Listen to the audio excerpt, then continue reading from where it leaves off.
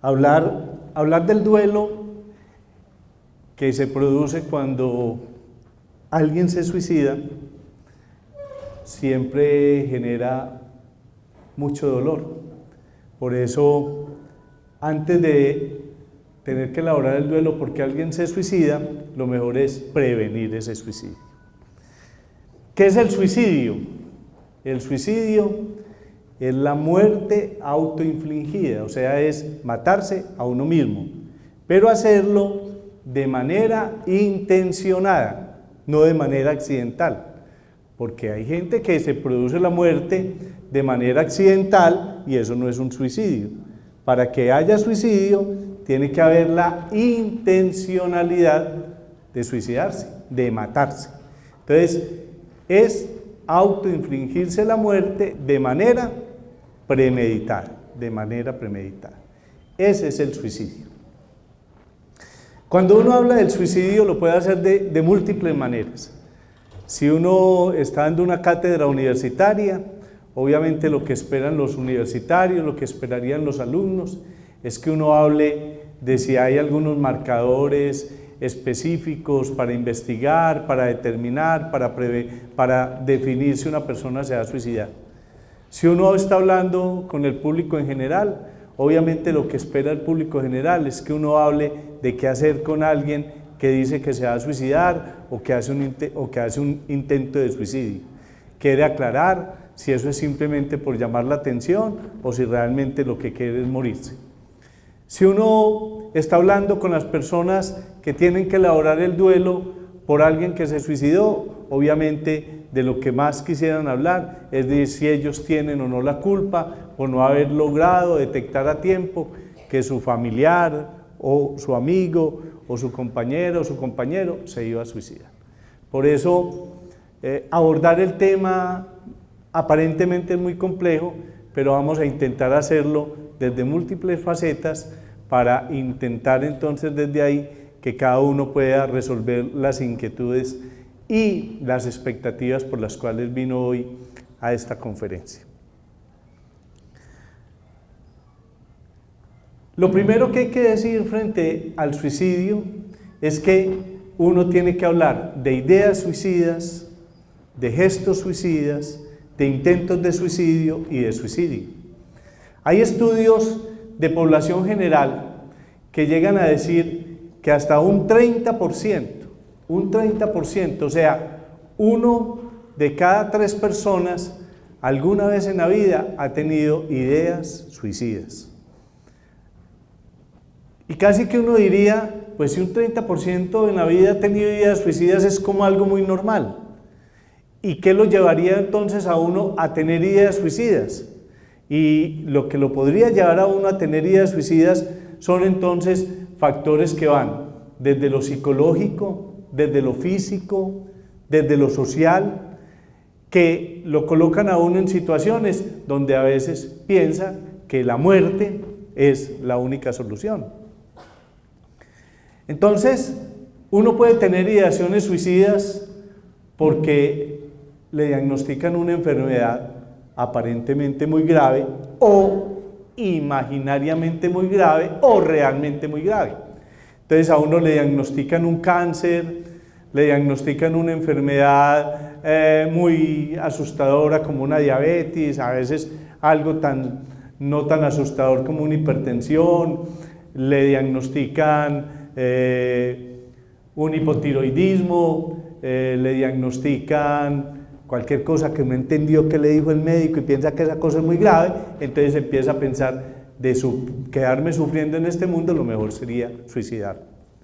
Pero también cuando tiene que enfrentar situaciones económicas, cuando tiene que enfrentar situaciones de estrés frente a muchas cosas de la vida, la muerte de un ser querido, una quiebra económica, una pérdida del trabajo, asumir incluso el estatus de jubilado, le puede llevar a la gente a pensar que sería bueno suicidarse. A veces en las crisis de ansiedad, de angustia, en algunas depresiones leves, también la gente piensa en suicidarse. O sea, hay muchas circunstancias en la vida que lo pueden llevar a uno a pensar en suicidarse. Pero ahí ahí sí vale decir que del dicho al hecho hay mucho trecho. Entonces, el hecho de que uno tenga ideas suicidas, pues no lo convierte tampoco en un suicida en potencia. El hecho de que a uno le pase por la cabeza que el suicidio puede ser una alternativa, no quiere decir que se va a suicidar. Lo que tiene que pensar la persona que le está pasando una idea suicida en la cabeza es que necesita ayuda, que necesita mirar cómo resolver la circunstancia de salud física, de salud mental o la circunstancia social que lo está llevando a pensar en el suicidio. Entonces ahí debe buscar ayuda, debe buscar hablar con alguien, si es necesario buscar una cita médica que le aclaren el diagnóstico que está teniendo, si es necesario buscar apoyo psicológico o apoyo psiquiátrico, si es necesario ir a una unidad de duelo, etcétera, etcétera. O sea, lo que tiene que pensar la persona que le está pasando una idea suicida en la cabeza frente a ciertas circunstancias de la vida es que necesita ayuda, necesita con quién hablar, con quién desahogarse, necesita a veces llorar. Acuérdese que cuando uno llora libera endorfinas cerebrales y cuando libera endorfinas cerebrales como que se relaja y como que se tranquiliza, y por eso hay gente que dice que para desahogarse hay que llorar. Entonces, las ideas suicidas, digamos que las sufre.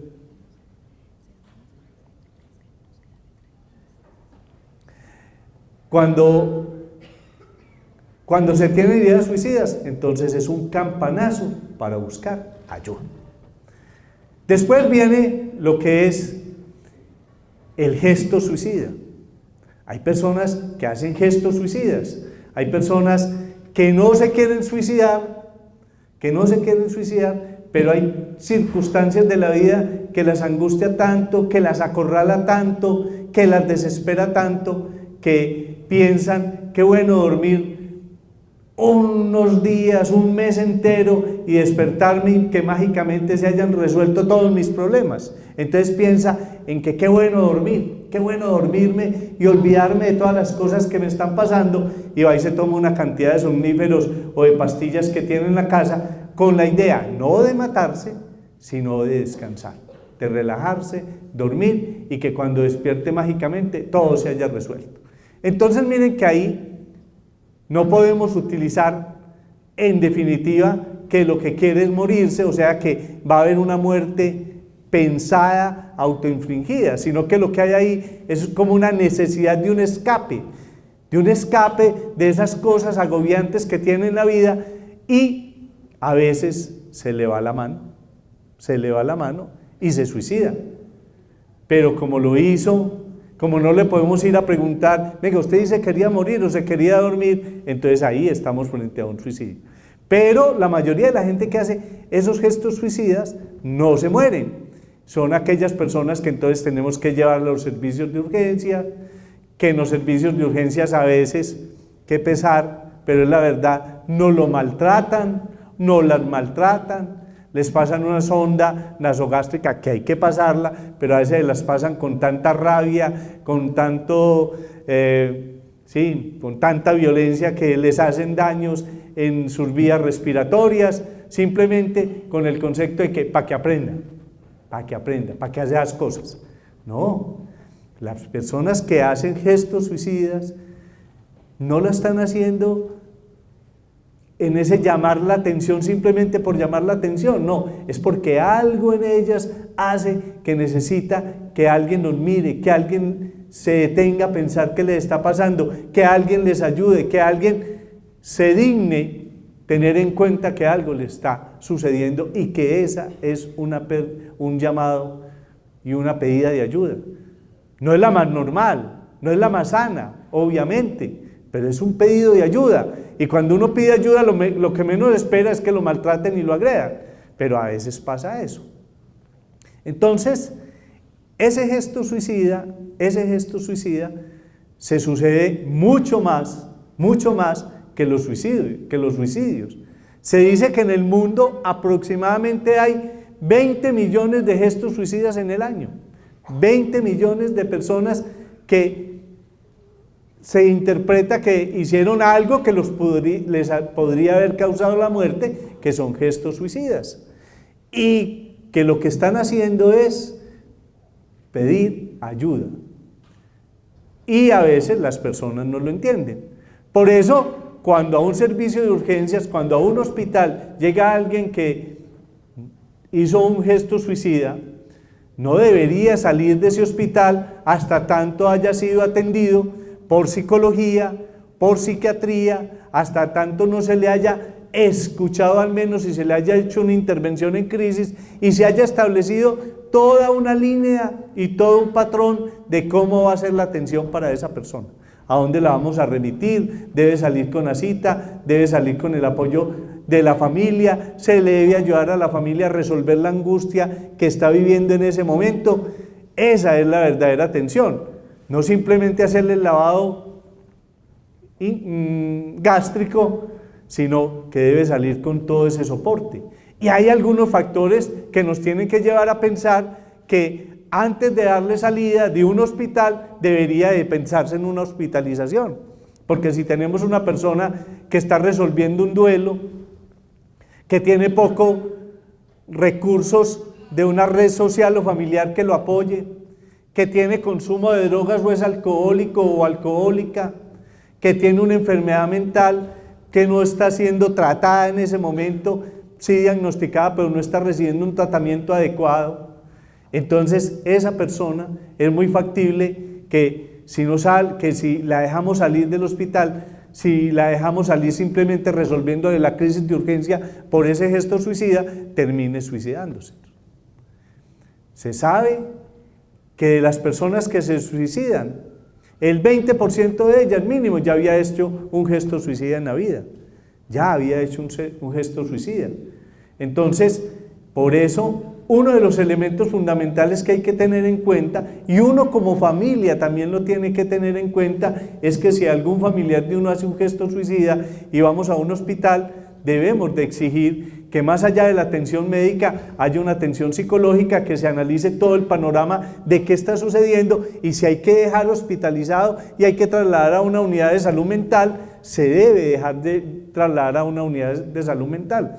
Porque a veces la familia, en esa sensación, en esa idea de la culpa que tiene, de que de pronto fue que yo no escuché, de que de pronto es que yo hice algo malo, de que es que no haberle dado el permiso, de que es que, y empieza a ponerse y a sentirse culpable, muchas veces empieza a presionar, no, nosotros nos lo llevamos para la casa, tranquila, nosotros lo cuidamos, como para intentar resarcir lo que siente de culpa, que definitivamente puede que no haya ni culpa, entonces se lleva a la persona sabiendo que tiene la recomendación de ser internada en una unidad de salud mental.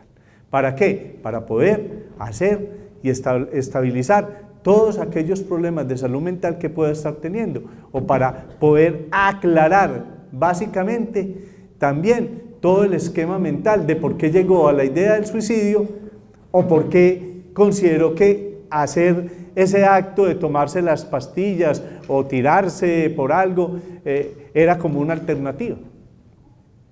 Vuelvo y les digo, en el mundo las estadísticas son muy extrañas, ¿no? Porque de 10 a 20 millones hay una gran diferencia, pero cuando uno lee las estadísticas dice, entre 10 a 20 millones de personas en el año hacen gestos suicidas en el mundo. Hacen gestos suicidas en el mundo. Y esos gestos suicidas pueden traer consecuencias funestas en la salud física de las personas, dejándolas con una gran cantidad de incapacidades, porque cuando uno se toma el líquido cresopinol o cualquier cosa de esas, o se toma un ácido, o se toma unos líquidos que queman el esófago, después reconstruir el esófago es gravísimo. Es una cosa que al sistema de salud le vale muchísima plata y que después reconstruir las cuerdas bucales y todos esos daños que se hacen pueden ser terribles. Y si se tiró de un edificio las fracturas, puede quedar inválido, etcétera, etcétera, etcétera. Bueno, y después viene el suicidio, y en el suicidio hay dos características. Una, el suicidio consumado, y el otro, el suicidio frustro. ¿Qué es un suicidio frustro? Es que la persona hizo algo tan letal, que es para morirse. Pero, como me dijo una vez un paciente en el San Vicente, pero ese médico metido me salvó la vida. ¿Sí? Ese médico metido me salvó la vida. Eso es un suicidio frustro. ¿Sí? Les cuento una historia. Cuando yo era estudiante de medicina, llegó un señor que se dio una puñalada en el corazón. Llegó, lo llevaron a la policlínica, el médico lo examinó, dijo que estaba muerto, ¿sí? Dijo, venga, yo le enseño a suturar corazón. Le abrió aquí el tórax, le fracturó las costillas, sacó el corazón, encontró la herida, la cosió, le hizo masaje y empezó a latir el corazón. Y la persona, en mi opinión, revivió. Pero mire lo que había pasado. Había tomado la decisión de suicidarse, y antes de suicidarse, porque este mundo era muy terrible, no valía la pena seguir viviendo esta cosa tan terrible que se vive, había ido a la casa, había cogido un arma de juego, había matado a los hijos, había matado a la esposa, y cuando se fue a dar el tiro ya no tenía balas. Entonces cogió el cuchillo a la cocina y se lo enterró en el corazón. Los vecinos salieron, los llevaron a la policlínica, el médico metido lo salvó y se fue para la cárcel 40 años. 40 años. ¿Por qué? Porque hizo un homicidio. ¿Sí? Porque hizo un homicidio. ¿En cabeza de quién? De sus hijos y su esposa. Como allá le hicieron el tratamiento para la depresión, que era lo que tenía, ya tratada la depresión, se empezó ahí a resolver el duelo de todo lo que había pasado y la vida se le complicó completamente. Entonces, los suicidios frustros, el suicidio frustro es que hizo algo tan letal y con una intención real de suicidarse, pero no se murió. No se murió. Entonces, eso es un suicidio frustro. Y es muy probable y muy seguro que vuelva y lo intente si no se resuelven los problemas que hay detrás de lo que lo llevó a el suicidio. Y el suicidio como tal es realmente ya el acto letal en que se muere. Incluso en medicina legal, a uno le pueden llegar casos de personas que no se sabe si fue un suicidio o fue un homicidio. Y no crean que eso es tan fácil, pero existe una cosa que se llama la necropsia psicológica, en la cual uno, haciendo una evaluación de la historia clínica, de las personas que conocían al muerto, se logra hacer toda una historia clínica y todo un análisis que lleva a que con mucha certeza se pueda determinar si fue un suicidio o fue un homicidio. Y eso es muy común. Un ejemplo, una vez dos hermanos que trabajaban de celadores en una empresa, un día cualquiera, uno apareció muerto, se voló los sesos, y el otro estaba tan borracho que se encontró al lado del cadáver dormido.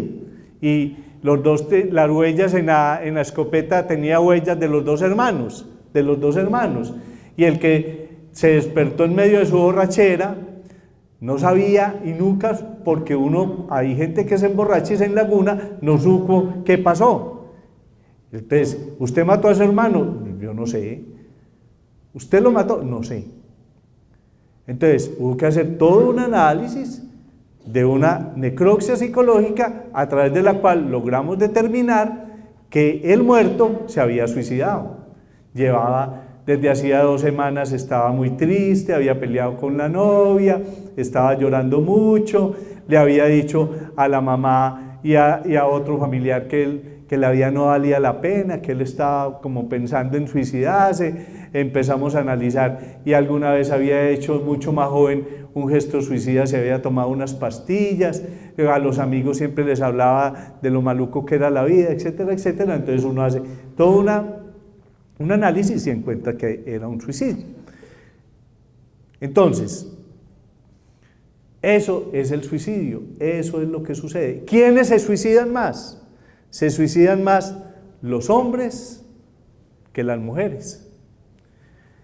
¿En qué edad se suicidan más? Se suicidan más entre la edad de 19 a 34 años, pero encontramos suicidios aún de niños. En Medellín se encuentran suicidios aún de niños de 10 años. Hay otro pico de suicidio en las personas adultas mayores. También hay un alto riesgo de suicidio. Se suicidan más los solteros que los casados, ¿sí? Pero detrás, en los estudios que se hacen de suicidio, se encuentra que entre un 15 a un 90% de las personas que se suicidan tienen alteración en su salud mental. y más, se dice que hasta el 50% de las personas que se suicidan, en el momento en que se suicidaron, tenían un estado depresivo. Y se sabe que entre el 27 al 62% de las personas que se suicidan tienen alcohol o sustancias psicoactivas en sangre. Entonces, factores de riesgo para que alguien se suicide. Factores de riesgo para que alguien se suicide. Primero, historia familiar de suicidio. Historia familiar de suicidio. Hay estudios muy serios que señalan que hay una herencia poligenética en el suicidio. O sea, si yo pertenezco a una familia donde hay suicidio, pero además hay depresión y además hay alcoholismo, yo tengo un mayor riesgo de suicidarme. Y mire, se ha ido estudiando los marcadores y qué relación tiene con los neurotransmisores.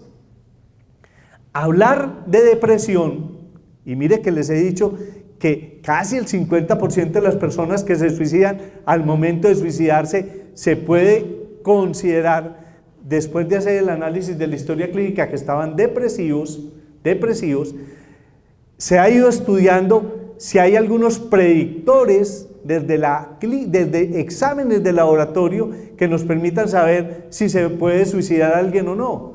Y allí hay un factor muy importante que desde hace mucho rato sabe la psiquiatría, y es que los déficits de serotonina cerebral, específicamente en una parte del cerebro llamado los núcleos del Rapé y en la parte que se llama el lóbulo prefrontal, la disminución de la serotonina cerebral hace que uno tenga una mayor predisposición a suicidarse.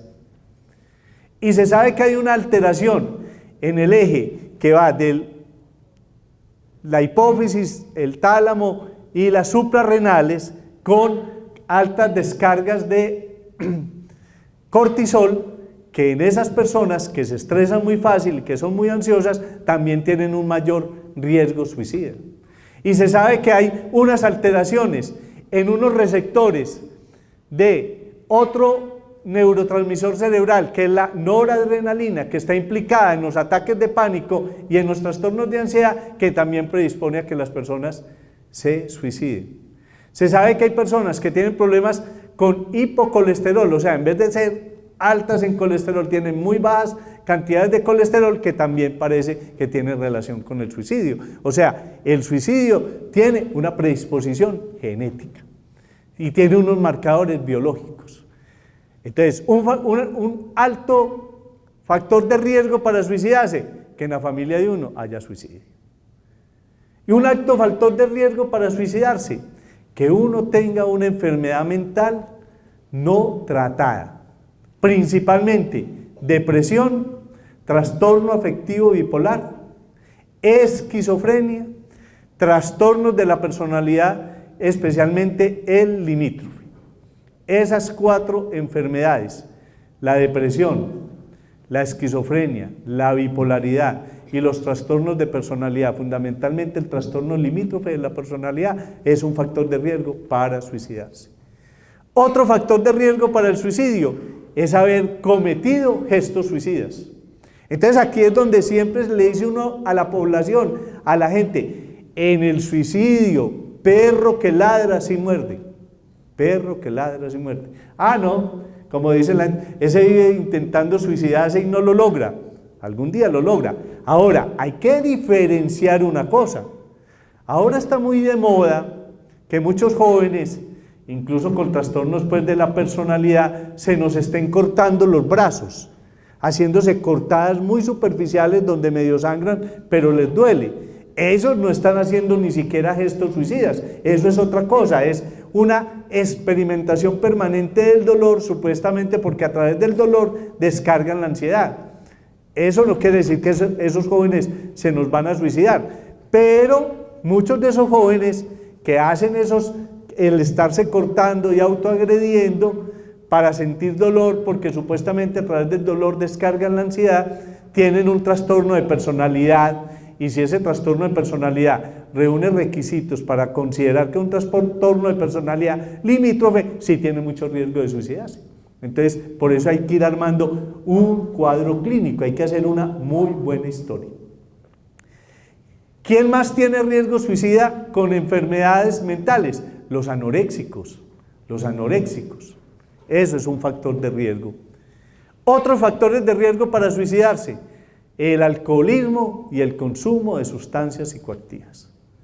Los estudios, ya les dije, demuestran que hasta un 62% tenían alcohol en sangre y un alto porcentaje también tenían sustancias como las benzodiazepinas en sangre.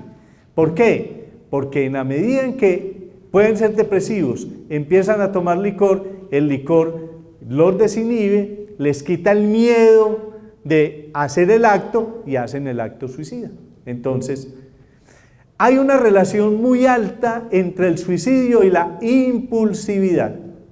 Incluso muchos estudios sobre quiénes se pueden suicidar y por qué se suicidan, se encuentra que las personas que son impulsivas, que tienen dificultades en el control de impulsos, que son explosivas, tienen una de dos: o son muy violentas hacia los demás, entonces son supremamente agresivos hacia los demás, o pueden ser autoagresivos. O sea, en una de esas crisis impulsivas, en una de esas explosiones de ira o de rabia, o en un momento en que tiene que enfrentar una frustración y no es capaz de enfrentarla, se suicida. Es la persona que le dicen: no te dejo ir a la fiesta, y coge impulso y se tira por el balcón, porque la mamá no la dejó ir a la fiesta. O le peleó con el novio o con la novia, y en esa situación de desespero, por esa pelea, por esa discusión, pues se tomó todas las pastas que encontró de la mamá, del papá, del abuelo, mientras más, ¿sí? O cogió el revólver del papá y se dio un tiro. Entonces, las personas impulsivas tienen también un factor de riesgo para el suicidio.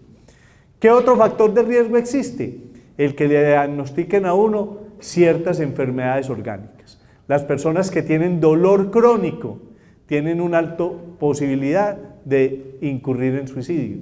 Las personas que les diagnostican cánceres o que tienen enfermedades terminales tienen alto riesgo de suicidarse. Las personas que les diagnostican que tienen traumas encefalocraneales por los daños que se producen allá, pueden volverse impulsivas, y si el daño es prefrontal, mucho más, y pueden hacer actos suicidas. Las personas con lupus eritematoso, también. El hipotiroidismo.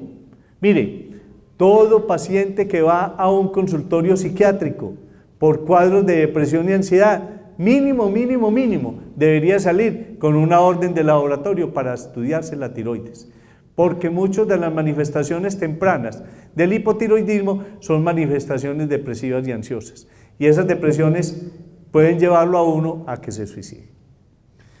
Más factores de riesgo para el suicidio: tener a la mano un elemento que le permita suicidarse. Hay estudios que demuestran que hay más suicidio en las casas donde por algún motivo hay armas de fuego. Entonces, una persona impulsiva, una persona depresiva, va y coge el revólver y se da el tiro.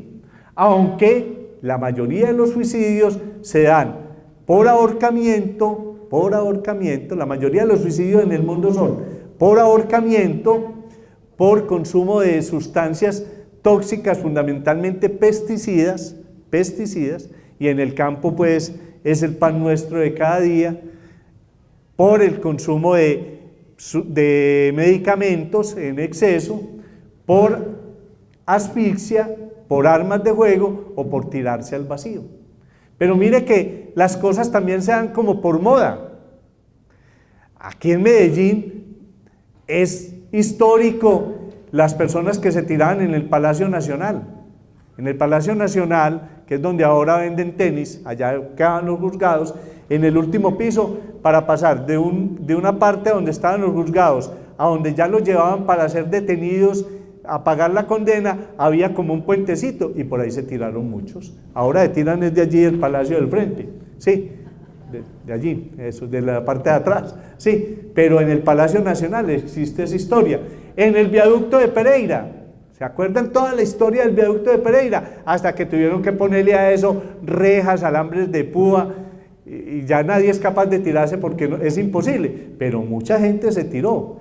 En el metro de Medellín, ¿cuánta gente se nos ha tirado? O sea, también va existiendo otro amor. Factores de riesgo para el suicidio: que alguien que tenga influencia sobre un grupo determinado y que además esté creando como cierto gueto, se suicide. Incluso hay historias de personas que llegan a suicidios colectivos, y ustedes lo han visto en la prensa, etcétera, etcétera, donde ya va a venir el fin del mundo, mañana se acaba el mundo, entonces mejor todos nos suicidamos, y se suicidó toda una comunidad. Entonces, esos factores también están ahí. ¿Qué hacer entonces frente al suicidio? Lo primero que tenemos que entender frente al suicidio es que el suicidio, de alguna manera, es prevenible. El suicidio es prevenible. Se sabe, y hay estudios que demuestran, que un alto porcentaje, incluso hay estudios que hablan hasta del 80%, de las personas que se suicidan, la semana antes le han comentado a alguien que tiene la idea de suicidarse. Pero ese alguien no le ha dado como importancia al tema, o le ha dado un buen consejo: hombre, que te vas a suicidar, esta vida como es de rica, con todo lo que usted tiene, esa esposa que tiene, esos hijos, esa empresa que tenés, sí, o sea, lo despacha con un buen consejo, porque en el fondo no le atraviesa por la cabeza de que es verdad que se va a suicidar. Entonces, ese elemento es importante tenerlo. Pero ¿cómo se previene el suicidio? Lo primero, realmente, para prevenir el suicidio es trabajando esencialmente y fundamentalmente los temas de salud mental que la persona puede tener. Sabemos que cuando se es depresivo, sabemos que cuando se es bipolar, sabemos que cuando hay trastornos de ansiedad, sabemos que si está el trastorno de la personalidad hay un alto riesgo suicida, sabemos que si hay un abuso o una dependencia del alcohol y las drogas hay alto riesgo suicida. Entonces tenemos que trabajar a tratar esas enfermedades mentales. Y para tratar esas enfermedades mentales, ¿qué hay que hacer? Ir al psiquiatra. Para tratar esas enfermedades mentales, ¿qué hay que hacer? Consultar a psicología. Y los psicólogos saben muy bien que cuando alguien les llega con un trastorno depresivo mayor, con una posibilidad de tener un trastorno afectivo bipolar, con un trastorno de esquizofrenia, con una anorexia nerviosa bien profunda, necesita remitirlo al psiquiatra para que conjuntamente puedan trabajar en una cosa fundamental, y es en estabilizar los neurotransmisores cerebrales, dentro del cual el más importante de aumentar y de estabilizar es la serotonina. La serotonina. Porque los estudios señalan eso. Hay un desbalance, incluso se puede medir en el líquido cefalorraquídeo, uno de los metabolitos de la serotonina, y está completamente disminuido. Entonces, hay que remitir al psiquiatra, hay que trabajar conjuntamente con psicología para poder establecer toda una estrategia de cómo trabajar y superar la enfermedad mental. Por eso, cuando a uno le preguntan cuáles son las estrategias para prevenir el suicidio en una comunidad, uno dice: primero, trabajar el tema de la atención psiquiátrica, de los diagnósticos claros en enfermedad mental. Segundo, trabajar con las familias para que las familias entiendan de que el problema de la enfermedad mental no se cura con ponga de su parte. Vea, ponga de su parte. ¿Cómo así que usted está deprimido? Ponga de su parte. ¿A usted qué le falta? Yo siempre le digo en son de charla a mis pacientes, cuando son depresivos, que la gente le dice: es que a usted no le falta nada, ¿y por qué está deprimido? Yo siempre le digo a esa persona que le dice que a usted no le falta nada, que por qué está deprimido, que ponga de su parte, mírelo a los ojos y le diga: sabe que a mí sí me falta una cosa. Me falta una cosa, y es una cosa importantísima, que a usted le sobra. ¿Sabe qué es? A mí me falta serotonina. serotonina cerebral. Entonces si me falta, es como el diabético. ¿Al diabético qué le falta? Le falta insulina. Yo no he visto al primer diabético que la familia lo mire y le diga, oiga, vea, quítese esa diabetes, pues, ponga de su parte y a ver, ponga de su parte y quítese la diabetes. A ver, pues, a ver, mañana se levanta, pone de su parte y ya no va a estar diabético. A nadie le dicen eso, ¿no es cierto? Porque la gente sí sabe que la diabetes es una enfermedad, la depresión es una enfermedad. Óigame muy bien lo que les voy a decir, la depresión es una enfermedad orgánica, porque falta una cosa en un órgano llamado cerebro. Entonces hay que trabajar en prevenir, en tratar la enfermedad mental. ¿Y estamos previniendo qué? El suicidio, en un alto porcentaje. Hay que trabajar para que la persona deje de ser drogadicta y alcohólica, y estamos previniendo el suicidio en un alto porcentaje. Pero también hay que trabajar en la comunidad para que entienda que si alguien dice, comenta que se va a suicidar, no lo pueden despachar con un buen consejo. Lo que hay que hacer es, venga, sentémonos, qué es lo que le está pasando, cuál es su angustia, cuál es su problema, y no juguemos a ser el psicólogo y el psiquiatra de esa persona. Tenemos es que escuchar y orientar, y camine pues, busquemos ayuda y nos vamos para donde el especialista que le va a ayudar, que es el psicólogo y el psiquiatra. Entonces es no jugar a ser el terapeuta, sino escuchar, porque en ese momento hay que escuchar. Y si vemos que la cosa sí tiene su realidad y está elaborando la idea y ya la tiene planteada, y realmente lo que está mostrando es esa gran desesperanza. Las personas que se suicidan le manifiestan a uno una gran desesperanza sobre la vida. La vida no vale la pena. ¿Por qué se nos suicidan muchos adultos mayores? Porque sienten que son una carga para la familia. Y lo más triste es que la familia le hace sentir que es una carga para ellos. Y entonces uno empieza a sentir, no, es que yo aquí no valgo nada, yo no sirvo para nada, yo soy una carga. Pues lo mejor es que mi Dios se acuerde de mí, y como a él le da tanta lidia porque tiene que pensar en tanto, yo le ayudo y me suicido. ¿Sí? Así empieza a funcionar la mente. Entonces, elementos que hay que poner en cuenta cuando alguien nos dice, hombre, yo me quiero como morir. Empezar a escuchar, venga, ¿por qué? No, es que la vida no vale la pena, yo tan quebrado que estoy, ese cáncer que me diagnosticaron, yo que vivo tan solo, yo que no soy capaz de relacionarme con nadie, y empieza con todas esas ideas de desesperanza, de minusvalía, que no le saca gusto a nada. ¿Para dónde nos vamos? Para donde alguien que nos pueda ayudar. ¿Y qué nos puede ayudar? La psicología y la psiquiatría. Mire, uno puede tener todo en la vida y estar deprimido. Yo siempre digo, y creo que muchos de ustedes me lo han escuchado, que al primer depresivo que yo conocí en la vida, yo tenía como 4 años, cuando conocí al primer depresivo en la vida, por allá en un pueblito en la montaña, que cuando eso ni siquiera la gente sabía que la depresión existía, porque ¿sabe de qué se moría la gente en los pueblos cuando se deprimía? Le decían a uno, es que, no, ese se murió de mal de amor y bicho seco. Ustedes no han oído hablar, no es que han escuchado una enfermedad gravísima, la gente se moría de mal de amor y bicho seco. ¿Y qué era el mal de amor y bicho seco? Una depresión, la terrible, donde no volvía a comer, se encerraba y se ponía a llorar. Mal de amor y bicho seco. Esa era la depresión, diagnosticada por los papás de nosotros, ni queda por los médicos. ¿Sí? Entonces, al primer depresivo que yo conocí en la vida, oiga, tenía todo, pero todo. Por dicho, yo me quisiera la casa donde vivía ese depresivo. Era una mansión enorme. Tenía carro, oiga, en esa época tenía carro. ¿Sí? Tenía como 20 servidumbres que los cuidaran, tenía ropa traída de Francia y de no sé dónde, zapatos de todas las marcas, ¿sí? Tenía perro y gato que lo cuidaran, y sin embargo estaba deprimido. ¿Y sabe cómo se llamaba? Todos ustedes la conocen, se llamaba la pobre viejecita. ¿No la conocen? La pobre viejecita. Era así una pobre viejecita sin nadita que comer, y mire todo lo que tenía para comer. ¿Sí? ¿No han visto la casa en que vivía la pobre viejecita? Me la quisiera yo para mí. No.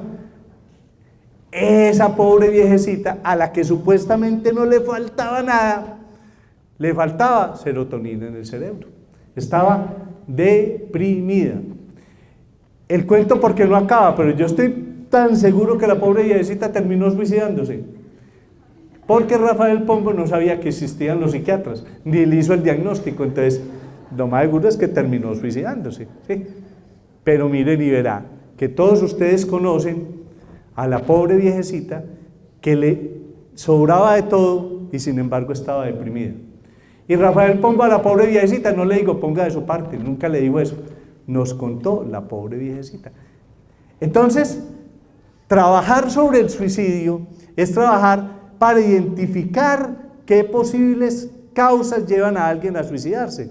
Entonces, si yo estoy en mi familia, y en mi familia hay enfermedad mental y hay depresivos, y en mi familia por allá el tatarabuelo se suicidó, mire que cuando uno va donde el psiquiatra, donde el psicólogo, por lo general una de las preguntas que le tiene que hacer uno al paciente es, venga, ¿usted ha pensado suicidarse?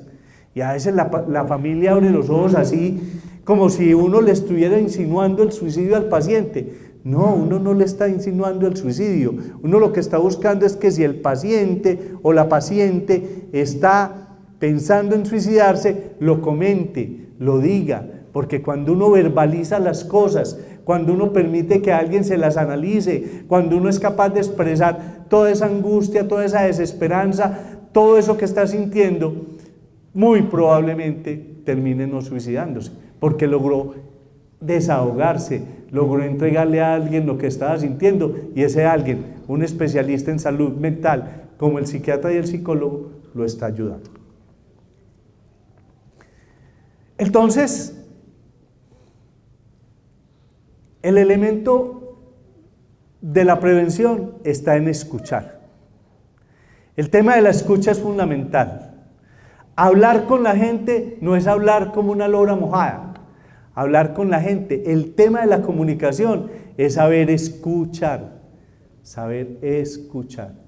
Y no juzgar. No juzgar. Yo no puedo que alguien me diga, hombre, me pienso matar, empezar a decirle, no, es un pecador, ¿cómo se atreve a pensar eso? Se va a condenar, se va a ir para el infierno. No, eso al suicida, al que está elaborando la idea de suicida, no lo saca de ahí. Puede que antes lo impulse más porque yo tan malo, pues entonces de una vez me voy para el infierno, pues es que yo merezco estar aquí. ¿Sí? La mente le juega a uno pasadas terribles, terribles, la mente lo engaña a uno permanentemente. Entonces ese tipo de mensajes lo que hace posiblemente es impulsarlo a uno más. Uno lo que tiene que hacer es escuchar, preguntar, llevar al otro a que vaya razonando, mostrarle el panorama cómo está, darle la razón en algunas cosas y decirle, camine, busquemos a alguien que nos ayude a mirar qué es lo que está pasando. Yo siempre le digo a los pacientes que están deprimidos que cuando uno está deprimido uno debe hacer varias cosas. Primero, no debe ni casarse ni divorciarse, no, espere salir de la depresión para que tome una decisión. No debe renunciar al trabajo, porque eso en muchos casos equivale a un suicidio laboral. No debe comprar ni vender nada, no debe comprar ni vender nada. No, es que yo estoy muy deprimido, entonces lo que va a vender es esa casa para irme para otra parte. Y vende la casa y después no tiene con qué comprar otra, y para donde se va no le gusta. Porque cuando salió de la depresión se dio cuenta que es que lo que lo tenía deprimido no es la casa, sino la falta de serotonina cerebral. Y lo otro que no puede hacer por nada del mundo es suicidarse, porque es que, ¿cómo lo revivimos después? Entonces, hay 4 cosas que no se deben de hacer. Entonces, hay que trabajar esos temas. Cuando alguien hace gestos suicidas, ya se los dije, cuando alguien hace gestos suicidas, uno no puede entrar a recriminarlo porque vea, ya es como la tercera vez que lo haces, entonces ¿por qué no te suicidas de una vez? Que mucha gente lo hace. No, suicidarte pues de una vez, eso de estarnos pues poniendo a correr todas las mañanas y eso que le da por hacerlo a las 3 de la mañana pues que estamos durmiendo. Sí, entonces empiezan a recriminar a la persona. No, lo que hay es que mirar qué es lo que hay detrás, cuál es la pedida de ayuda que está haciendo, por qué lo está haciendo. Entonces eso es muy importante. Y si estamos frente a alguien que es impulsivo y que cada que tiene una crisis, una frustración, entonces reacciona violentamente y se quiere y se hace daño, entonces también tenemos que señalarle que esa no es la manera y así no vamos a resolver los problemas y finalmente tenemos todos que buscar ayuda de psicología y de psiquiatría. Cuando tenemos que elaborar el duelo por alguien que se suicida, entonces la familia empieza a manejar muchas dificultades por los sentimientos de culpa. Si algo saben en la unidad de duelo de San Vicente es que a veces elaborar los duelos es bien difícil y algo saben los psicólogos es que mucha gente patina en la elaboración de los duelos. Y cuando uno estudia la elaboración del duelo, encuentra pues que uno pasa por determinados episodios, la negación, la ira, la negociación, el duelo, la depresión y la resolución. Pues yo digo, vea, hay dos cosas que hacen muy difícil elaborar el duelo. Hay dos cosas que hacen muy difícil elaborar el duelo. La primera cosa que hace muy difícil elaborar el duelo es tener sentimientos de culpa frente al muerto. ¿Yo qué no hice? Es que a mí me faltó, es que yo no lo visité, es que yo no le llevé, es que me dijo no sé qué. Entonces ese sentimiento de culpa lo lleva casi a uno a pensar que uno fue el que lo mató. Y entonces resolver ese sentimiento de culpa sí que es bien difícil. Y a veces la gente no lo comunica, ni siquiera en la terapia habla de ese sentimiento de culpa, porque piensa que no se puede desenmascarar porque como es el culpable de la muerte, entonces ya me va a juzgar el psicólogo o el psiquiatra. Entonces uno tiene que explorar profundamente en esa persona si existe o no ese sentimiento de culpa. Y en una resolución de un duelo, de un suicidio, sí que hay sentimientos de culpa. Sí que hay sentimientos de culpa. Entonces a esa persona hay que recabar, hay que ayudarle a que exprese. Y lo otro que dificulta profundamente elaborar un duelo es la rabia que se tiene con el muerto porque nos dejó en este valle de lágrimas. Ese salió y se fue para el cielo, allá está viviendo bien, todo el mundo lo imagina con unas alas volando, viviendo allá entre las 1000 vírgenes y no sé qué, y uno aquí en el mundo aguantando hambre, teniendo problemas, esperando a ver si van a firmar la paz, la guerrilla y el Estado, y el otro que murió se fue bien contento. Eso es tan difícil porque la gente no lo identifica, la gente eso está como por allá en el inconsciente, entonces uno empieza a preguntarle y a preguntar hasta que la gente empieza a decir, sí, es que cómo se atreve a morirse y dejarme con 4 muchachitos, vea doctor, 2, 4, 6 y 8 años, ¿yo cómo los voy a criar? Y ese cómo se atreve a morirse pues así de fácil, pues le dio la gana de se murió ese güey. Eso genera unos sentimientos internos tan profundos que la gente cuando le aparece como la idea, entonces además se siente culpable de estarlo pensando. Ay, yo soy como tan malo, pero lo que estoy pensando del muerto. Es que yo sé que se murió, yo sé que mi mamá no me quería dejar, pero cómo me muere y me deja huérfano, hombre. ¿Sí? Entonces, esos dos elementos que a veces no están muy descritos en los libros sobre la elaboración del duelo, que no están profundamente desarrollados en los libros y en los textos sobre la elaboración del duelo, son lo que a mucha gente le impide resolver los duelos. Y es lo que hay que profundizar y hay que permitirle que hable. A la gente hay que desculpabilizarla de la muerte. Y en el suicidio quedan muchas culpas, Entonces, trabajar la elaboración del duelo de un suicida es ayudar a elaborar el sentimiento de culpa y la rabia por el abandono, porque ahí sí se da la rabia por el abandono, pues cómo se suicida y me deja aquí pues. Mire que ahí están esos dos elementos muy fuertemente ligados y dificultan muchísimo la elaboración de un duelo. Entonces eso hay que trabajarlo profundamente. El suicidio en el mundo es la cuarta, está dentro de las 10 primeras causas de muerte. En el mundo se mueren 1 millón de personas por suicidio, cada vez va en aumento. En Medellín el año pasado se suicidaron 145 personas, en Medellín. En Colombia el año pasado se suicidaron algo así como 1.800 personas.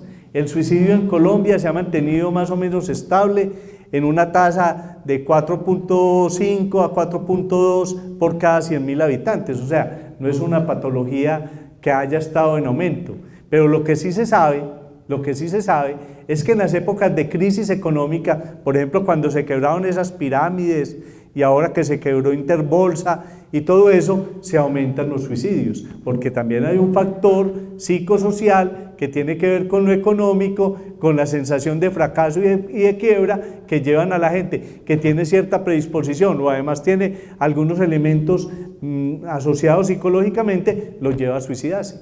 Por eso hay momentos en la historia y en la situación que vive un país o una sociedad que lleva a que tengamos que arreciar y proteger para que no se nos aumente la tasa de suicidio.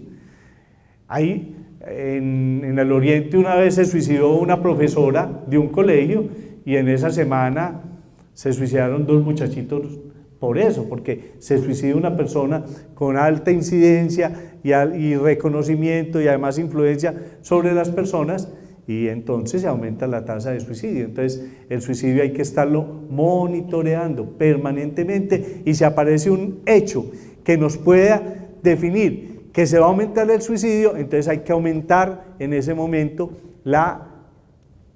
hay que activar todas las alarmas y hay que trabajarlo. Cuando uno habla con los medios de comunicación y cuando se habla del tema de hablar del suicidio, mucha gente dice, no, es que cuando se habla del suicidio se aumentan las tasas de suicidio. No, lo que pasa es que cuando se habla del suicidio hay que hablar del suicidio como una enfermedad, como un trastorno o como una situación prevenible y hay que mostrarle a la gente, si usted está sintiendo, como se lo he dicho a ustedes, anedonia, desesperanza, piensa que la vida no vale la pena, si usted está teniendo ansiedad, si usted sufre de trastorno, busque ayuda y verá que se puede. O sea, el mensaje tiene que ser siempre en positivo, pero ustedes saben que en este mundo de las redes sociales las situaciones son muy difíciles, a veces los medios de comunicación no saben tratar bien el tema, los tratan personas que no tienen experiencia al respecto y además a veces le hacen publicidad a ciertas páginas que encuentra uno en Google que además le describen 50.000 maneras de suicidarse y entonces eso dispara la curiosidad, etcétera, etcétera, etcétera, etcétera. Entonces el manejo en los medios de comunicación sobre el tema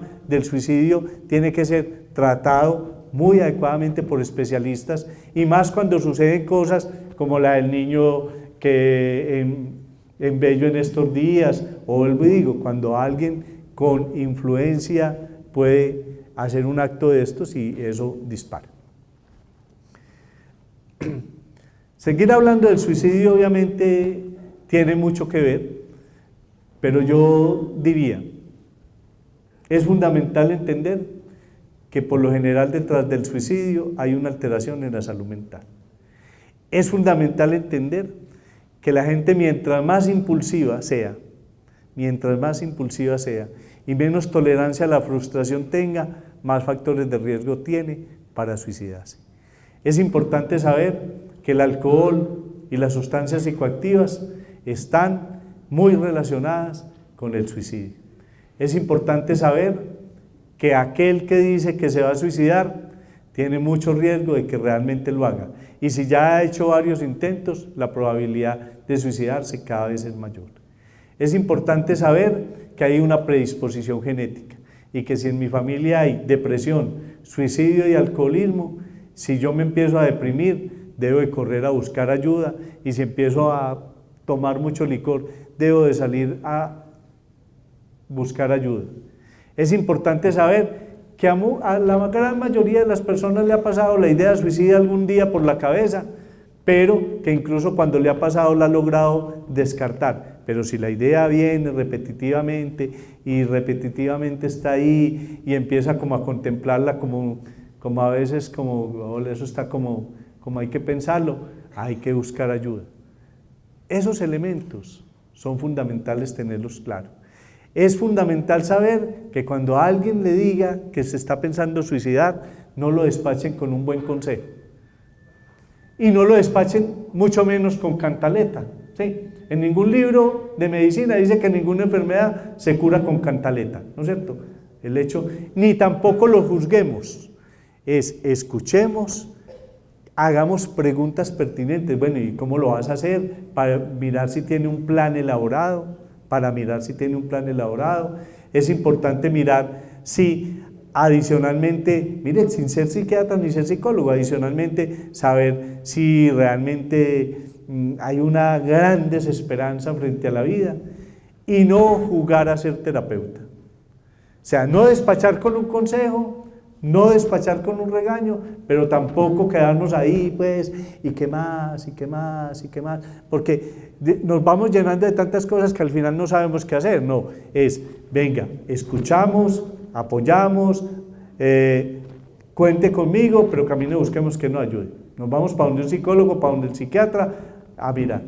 Es importante saber que una de las enfermedades mentales más relacionadas con el suicidio es la depresión y que por eso hay que tratar la depresión, que la depresión está muy relacionada con el déficit de una sustancia cerebral llamada serotonina, que los trastornos de ansiedad están muy relacionados con una sustancia cerebral llamada noradrenalina, que el estrés está relacionado con la liberación de una sustancia en la suprarrenal llamada cortisol, y que los medicamentos llamados antidepresivos, que realmente van mucho más allá que eso, inhiben la liberación de cortisol en las suprarrenales, estabilizan la adrenalina y ayudan a producir una mejor producción o utilización de la serotonina. Es importante saber que si alguien se suicida, tenemos que elaborar el duelo, pero que en elaborar ese duelo tenemos que avanzar en resolver nuestro sentimiento de culpa y la rabia por el abandono. La gente que trabaja en la elaboración del duelo tiene que entender esos dos elementos, y más cuando estamos frente a la muerte, la elaboración del duelo por la muerte de un suicida, porque allí es donde se patina en la elaboración del duelo, en cuán culpa tengo yo y cuánta rabia por el abandono. Eso es fundamental. Es importante saber que la depresión le da aún a niños muy pequeños, Cuando un niño va y le dice a usted, ¿para qué me trajo al mundo? Yo acabo le pedí que me trajera a esta vida tan maluca. Tiene 4 años y le está diciendo eso, empiece a pensar en una depresión. Y si permanentemente está quejando de dolor de barriga y dolor de cabeza, no quiere salir a jugar con los amiguitos y mucho menos ir a la guardería, piensen en una depresión. Porque hay niños en Colombia, y los estudios en los últimos 10 años no nos muestran suicidio en niños de menos de 5 años, pero hay estudios, hay suicidios en niños menores de 5 años, que no lo hicieron accidentalmente, sino que parece que lo hicieron como un suicidio, se quisieron morir. Entonces, eso también hay que tenerlo en cuenta. Básicamente, era lo que les quería contar, es un panorama que no es desolador. Vuelvo y digo, en Colombia se suicidan 1.800 personas en promedio en el año. Eso quiere decir que son como 5 suicidios por día en Colombia, 5 suicidios por día, pero son más o menos aproximadamente de 30 a 40 gestos suicidas en el año por día en Colombia, y que aquellos que hacen gestos suicidas tienen un alto riesgo posiblemente de suicidarse, que hay que trabajar con ellos y es fundamental a partir de ahí prevenirlo. Las acciones de salud pública, fundamentalmente para trabajar el suicidio, para prevenir el suicidio, es trabajar con la gente en el sentido de diagnosticar a tiempo las enfermedades mentales, prevenir el consumo de drogas y alcohol, trabajar con todos los jóvenes que son impulsivos, que son agresivos, trabajar todos esos temas, desde la comunidad dar información permanente en que el suicidio se puede prevenir, cómo hacerlo, formar y capacitar a los docentes en los colegios para entender cuando un joven se arrima y le manifiesta una situación como la que está viviendo. O sea, hay mucha tela por cortar, pero hay muchas acciones por hacer, y ese tema del suicidio, para que no sea tan doloroso, hay que trabajarlo desde toda la comunidad, como a partir de la educación, a partir de los informes positivos y a partir de decirle a la gente que se puede prevenir, pero que la prevención va fundamentalmente en los temas de salud mental. Bueno, muchas gracias. ¿verdad?